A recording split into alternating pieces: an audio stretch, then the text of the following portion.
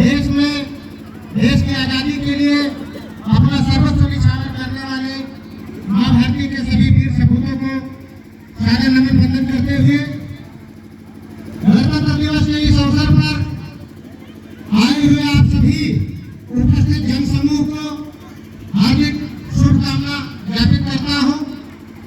स्वागत अभिनंदन की कड़ी में हमारे बीच में उपस्थित संगठन अपना दल से जनपद बलरामपुर से चलकर आए हुए चिकित्सक मंच के प्रदेश सचिव भाई डॉक्टर सूरज पटेल जी, बलरामपुर के ही सरजमी से हमारे बीच में तशरीफ लाए हुए डॉक्टर अनु प्रसाद वर्मा जी, अपना दल के जिला अध्यक्ष गोंडा बड़े भैया श्री राजेश वर्मा जी, विद्यालय के आदरणीय प्रबंधक श्री राम सूरज वर्मा जी, संरक्षक साथी और आज इस खिचड़ी भोज आयोजक साथी एडवोकेट साथी अशोक कुमार वर्मा जी, अन्य साथी जो यहाँ पर उपस्थित हैं, तमाम मैं देख रहा हूँ हमारे बीच में अधिवक्ता साथी हैं, प्रधानगण हैं, क्षेत्र पंचायत सदस्यगण हैं, तमाम बच्चों के अभिभावकगण हैं, आप सभी उपस्थित आप आवाम का जनमानस का इस मंच के माध्यम से मैं हृदय से स्वागत करता हूँ, अभिनंदन करता हूँ।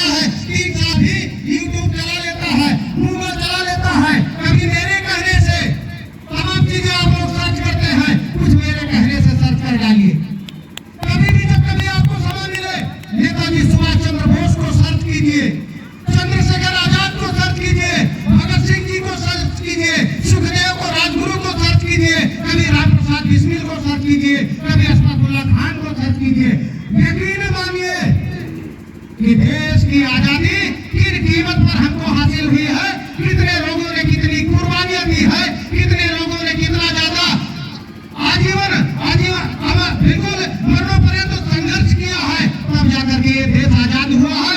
आज बड़े खेद के साथ कहना पड़ता है हमारे तमाम साथी आजाद भारत में अपने अधिकारों के बारे में तो बहुत ज्यादा जागरूक है, लेकिन अपने कर्तव्यों के बारे में उदासीन हो जाते हैं।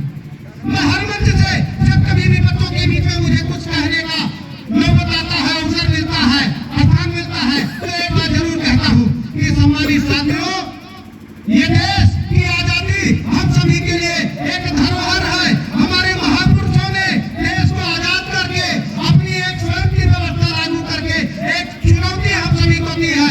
इस देश को उन महापुरुषों ने आजाद तो करा दिया, लेकिन इसको निरंतर विकास के पथ पर आगे बढ़ाते हुए और एक विकसित राष्ट्र बनाने की चुनौती हमारे सामने है। और ये चुनौती तभी पूरी हो पाएगी जब हम सभी को अपने अधिकारों के साथ अपने कर्तव्यों का बोध होगा।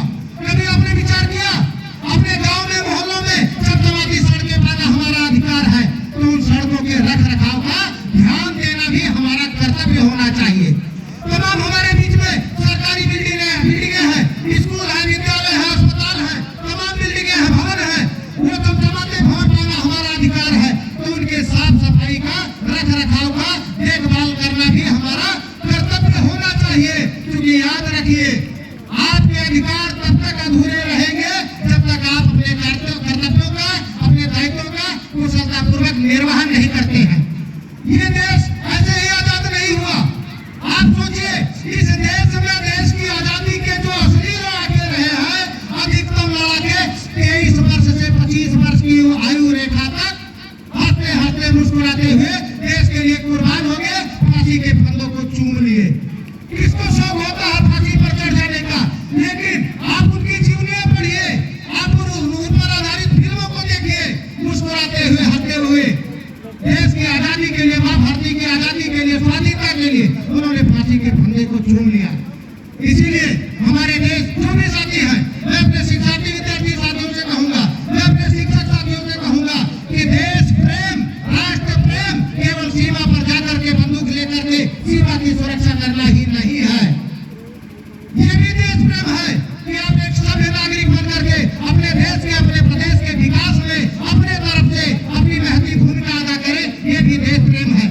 आप शिक्षार्थी हैं, विद्यार्थी हैं, ईमानदारी से पढ़े, ये भी देश प्रेम है। आप शिक्षक साथी हैं, ईमानदारी से पढ़ाए, ये भी देश प्रेम है। क्योंकि इन्हीं गतिविधियों के माध्यम से एक सशक्त भारत का निर्माण होगा, एक मजबूत राष्ट्र का निर्माण होगा। और चलते चलते अपने तमाम अभिभावक साथियों से कहना चाहूंगा कि साथियों, आज देश कई मायने में तो बहुत ज्यादा तरक्की कर गया है, लेकिन सांस्कृतिक मायनों में, आध्यात्मिक मायनों में और तमाम सामाजिक मायनों में आज हमारा देश तमाम एक अजीब किस्म की खतरे से गुजर रहा है। एक नफरत का माहौल विकसित किया जा रहा है देश में, एक सांप्रदायिक माहौल विकसित किया जा रहा है, जो न आपके हित में है न हमारे हित में है। इन माहौल से बचे रहने में ही हम सभी का हित निहित है। आप चलते चलते अपने तमाम अभिभावक साथियों से कहना चाहूंगा कि ये नफरत बुरी है, न पालो इसे। ये नफरत बुरी है, न पालो इसे।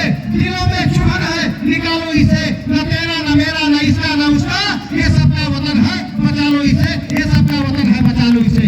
और अपने नन्हे मुन्ने बच्चों से कहना चाहूंगा कि